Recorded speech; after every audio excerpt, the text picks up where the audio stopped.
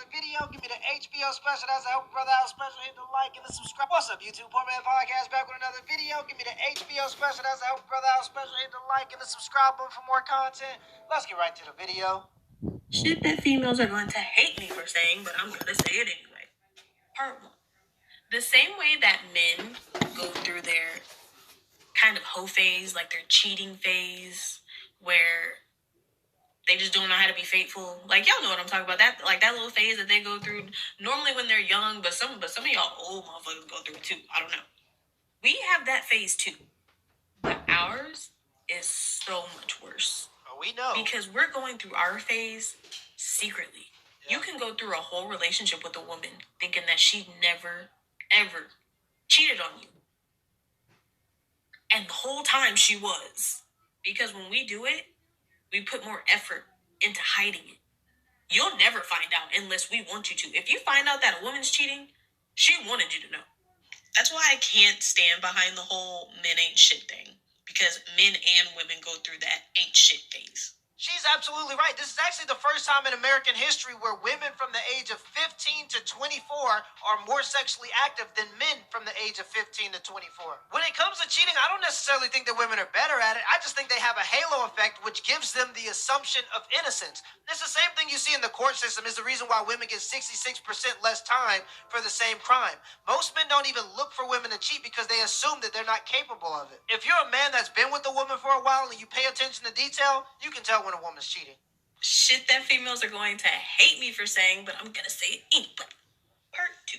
So the reason why we friend zone you is because we are 9 times out of 10 not physically attracted to you. There it is. But we know that we can get pretty much whatever we want out of you. And because you are in that phase with us where you're trying to impress us because you actually like us, you'll do pretty much whatever to try to impress us. And we take full advantage. We know we can call you for anything and you will say yes because you're hoping that the friendship leads to something more.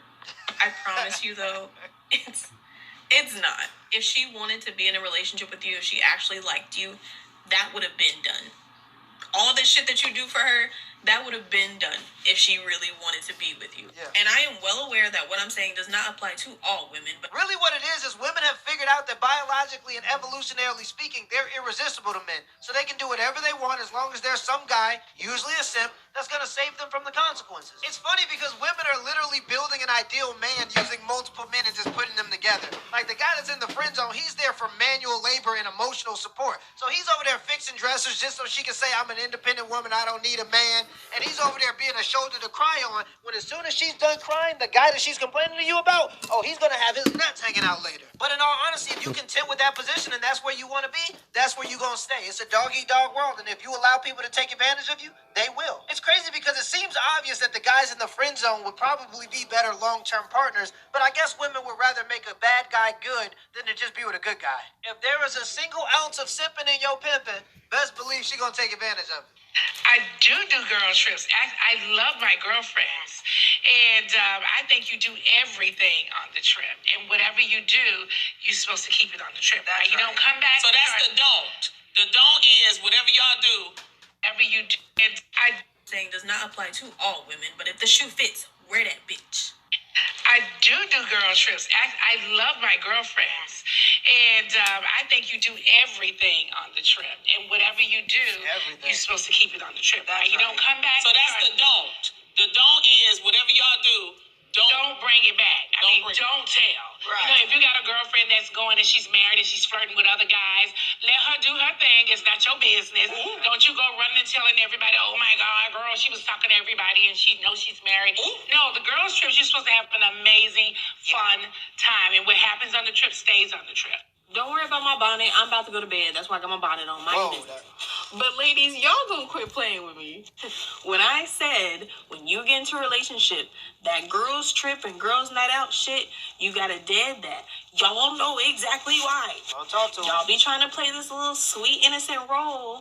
Like, don't nothing happen. Oh, we just hanging out with our girls. Y'all know damn well we be on straight bullshit on them damn girls trips. But y'all try to keep it hush-hush from the men so that they don't know, so they think that don't nothing happen. But bitch, I'm telling because we need to do better. So my statement stands. when your single friends is going girls' night out, girls' trip, all that shit, keep your ass at the house if you are in a relationship. Brunch and mimosas, shopping, mani-pedis, shit like that, that is your time to shine with your single friends. All that other shit, girl, just stay home. Just stay home. It ain't worth it. Y'all go ahead, keep saying I'm capping and I'm a pick me and all that shit. Go ahead. But you know everything I'm saying is actual factual. So keep playing with me if you want to. She's right again. Studies show that women are more likely to cheat during holidays, birthdays, and of course, girls' trips. Now take this with a grain of salt because I'm not really sure where I heard about this experiment, and I tried to look it up and I couldn't really find anything on it, but supposedly there was an experiment done where 2 kids were taken from a bad camp and sent to a camp full of good kids. They did this because they assumed the bad kids would change their behavior to fit in with the good kids. But by the end of the summer, it was absolute mayhem. Supposedly they had more disciplinary reports than ever before. And I say that to say this, make sure you know your girlfriend's friends because all it takes is one bad apple on their trip to Cancun, and next thing you know, 9 months later, your baby gonna come out with a full mustache. Shit that females are going to hate me for saying, but I'm gonna say it anyway. Part 3, y'all. I got my nails done, so I'm feeling myself, so you know, part 3. So you know that saying, nice guys always finish last? I'm gonna be honest, there's some truth to that. I want you to really think about this. Have you ever had a girl sit there and tell you how good of a guy you are? You're just so perfect. Any girl would be lucky to have you. Like, have you ever had a girl give you that little speech? Like, y'all know what I'm talking about. Have you ever sat back and wondered, like, okay, if I'm so perfect, then why don't you be with me? Right. I'm such a nice guy and girls would be so lucky to have me, so why don't you be lucky? Right. Like, be lucky and you have me. Yeah. One thing that it could be, not all the time, but it could be this: you're too nice.